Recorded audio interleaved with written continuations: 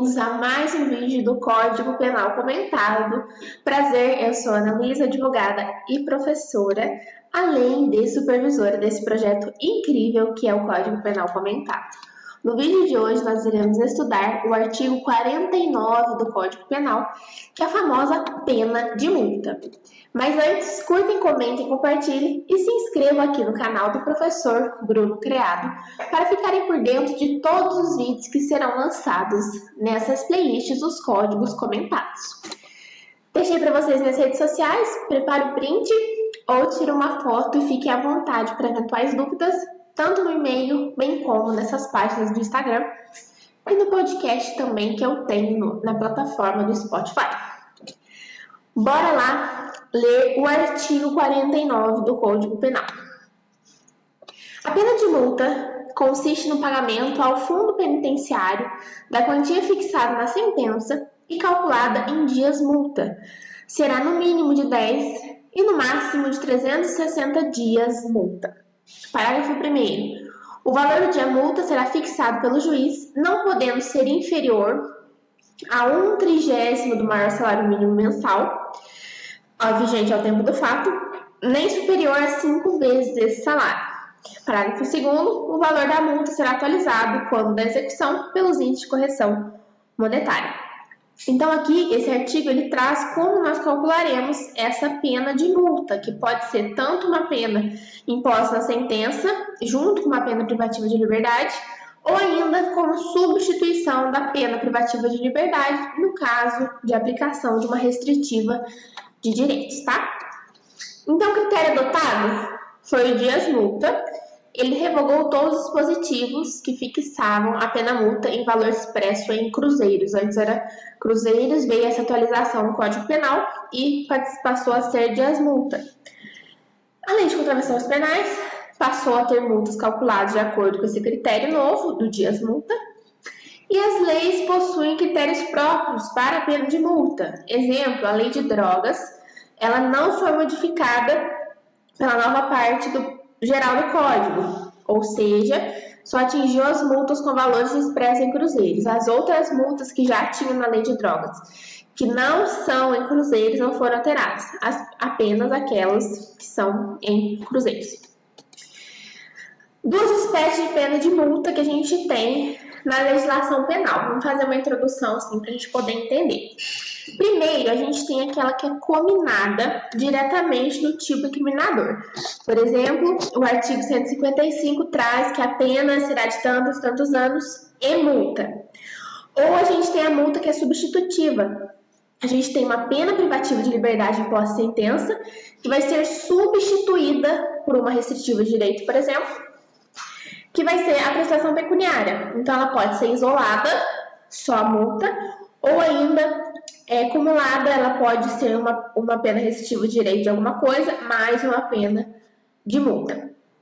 E uma observação só, que nos crimes que envolvem violência doméstica familiar, não vai ser admitida a substituição da pena privativa de liberdade exclusivamente por pena de multa. Então, nas condições da Lei Maria da Penha de violência doméstica, não pode ter aplicação somente de multa. Agora, se for uma pena privativa de liberdade mais uma multa, é plenamente possível, mas a multa isolada em si, não. Vamos estudar o outro tópico dessa aula. Sistema de dias multa. É o seguinte, primeiro a gente vai fixar o dias multa, que vai de 10 a 360 dias. Em seguida, a gente vai atribuir um valor para cada dia multa, de 1/30 até 5 vezes o salário mínimo vigente. Então, vamos lá. A gente vou usar o celular aqui para fazer um cálculo para vocês.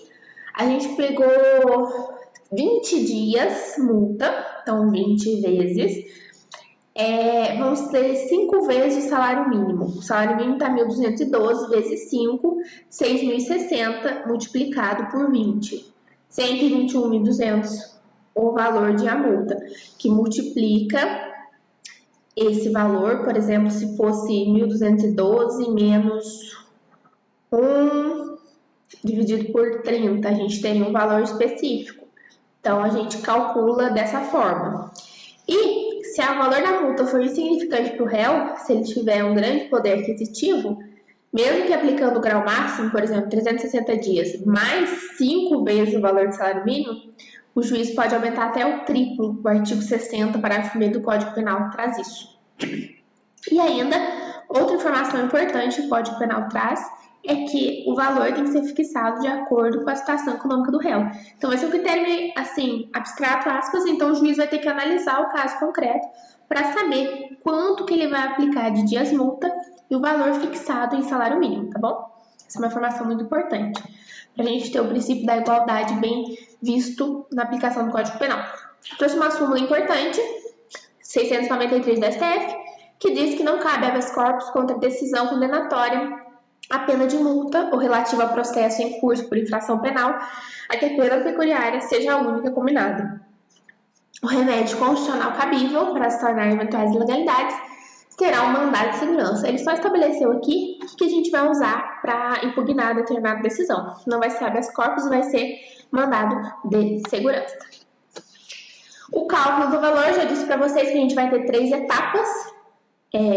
Primeiro, a gente vai identificar o valor do dia multa. Depois, a gente vai identificar primeiro o dia multa, depois o valor da dia multa e multiplicar os dois. É aqui que está dizendo nessas 3 etapas. Ó, identificação do número de dias multas de 10,360. Valor de cada dia multa. Quanto que a gente vai calcular? Vai ser 1/30, ou vai ser outras porcentagens, outras frações, ou até o máximo de 5 vezes, e a depender da situação econômica do réu, se o poder aquisitivo for alto, podemos ter até o dobro. Certo? O que aqui diz? Até o triplo, perdão, artigo 60, parágrafo 1º do Código Penal. E a última parte é a correção monetária. A lei manda tomar por base o valor do salário mínimo vigente na data do fato. Por equidade, também a atualização de acordo com os índices de correção monetária. Então, o fato aconteceu em 2010, a gente vai utilizar o salário mínimo na data do fato, não na data da sentença, certo? E também a atualização monetária também vai ser de acordo com esses índices, com essa atualização do tempo da data do fato, tá bom? Porque se colocasse correção monetária atual, seria um valor muito exorbitante. Ainda temos 2 doutrinas aqui que eu trouxe para vocês, essa aqui é do André Stefan.